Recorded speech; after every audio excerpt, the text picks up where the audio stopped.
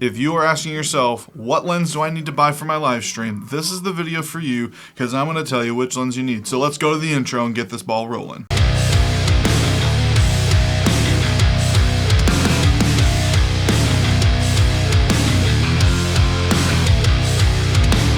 Okay, before we get into the video about what lens you should be buying for your camera for live stream, my name is Justin Edmonds. I teach tech art stuff for your church. Anything that's technology, I'm going to try and cover here. I'm doing a lot of video stuff right now because of all of the people that have been thrust into it because of the last 1.5 to 2 years. Now, with that being said, please smash that red subscribe button here on YouTube. And if you're watching this on Rumble, smash that Rumble button. That's really helpful for me. And the subscribe button and the thumbs up there on YouTube and the notification bell so you get notifications. That'd be super helpful. You can also follow me on Instagram and on the old podcast on Apple, Google, Spotify, all those things. I'm everywhere. You can take a listen to all these things. It's super, super cool and super fun to interact with you guys. So make sure you guys are commenting and telling me what you think, what you want me to talk about, all those kind of things. You can also help support me and my business at emtmi.com. There you can request quotes to purchase things from me. I can design stuff for you. I can come and consult. I can come do some teaching classes as well. I can do anything you'd like. That's the way that you can support me the most, is by going to the website and helping out. You can also email me at justin@emtmi.com. So, the question that this video is going to answer is, what lens should I buy for my live stream? That's a twofold question. One is, what focal length should I get, because you want to know the distance. Well, depending on the sensor size, depending on how far away you are, I do have a video which I will put right here. I have taken a Blackmagic pocket camera and I have kind of shown you the framing for what each one of those focal lengths and distances away are. I'm pretty confident in saying that most people need a 70 to 200 millimeter lens. And what that 70 to 200 millimeter lens is going to do for you is give you the room to be able to move anywhere between 20 to about 60 feet away from your pastor and get a good setup shot. Now, the real reason for this video is you can't just go and buy a 70 to 200 millimeter lens, because a lot of them are not. And this is the key thing. So make sure you're paying attention. It's very, very important, this next part. Is that it needs to be constant aperture. Oh, finally got that out.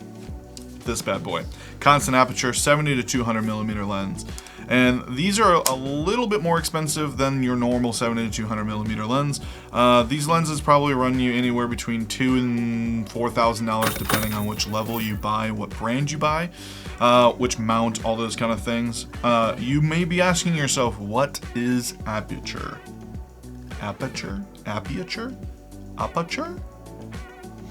To answer the question of what that is, you need to understand how your eye works. You have this beautiful thing called a pupil, and when you have more light, it gets smaller, and when you get less light, it gets bigger, and it opens and closes to let more or less light in. That is what a lens aperture is going to do. It's that cool blade thing. I don't know if you've watched Stargate SG-1, but over the Stargate, they have an iris, and it's the big blade thing, which is named after the iris in a camera. So you can usually open and close that iris on a manual prime lens. On a lot of these more zoom lenses, more photo lenses, it's kind of depending on the zoom. This one, the iris aperture, is always set to 2.8 f-stops.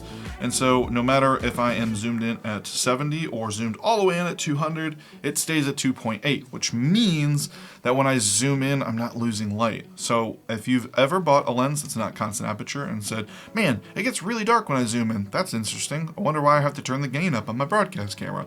Well, it's because that lens most likely is probably a 2.8 when it's at 70 millimeter, and probably like a 4 or a 5 something when it's in at 200, which means you have to increase the digital light or increase the physical light. So when you buy a constant aperture and it's 2.8, no matter what it is, no matter if you're zooming in all the way or zoomed all the way, your color and your amount of light in the lens is the same amount. That's why it's super important. So no matter what you buy, please, if it's a zoom lens, make sure it's constant aperture. That's all I say. That's the best lens to buy, is a constant aperture lens. Hopefully that answers your question. Comment down below, let me know what you thought about this. What lens are you using? What camera are you using?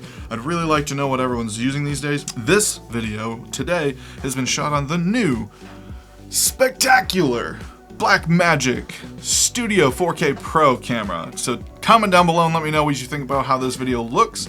I filmed this in film mode, so I'm super excited to see how this video turns out as well, but I'd like to know what you guys are shooting on. So make sure you're commenting that down below, smashing the subscribe button, hitting the notification bell, smashing that rumble button if you're there, and following me over on the old Instagrams, because it's super cool there. And I'm almost to 1,000 subscribers or followers or whatever they call it over on Instagram. Followers, subscribers, same thing. So again, thanks so much guys, and until next time, I'm Justin!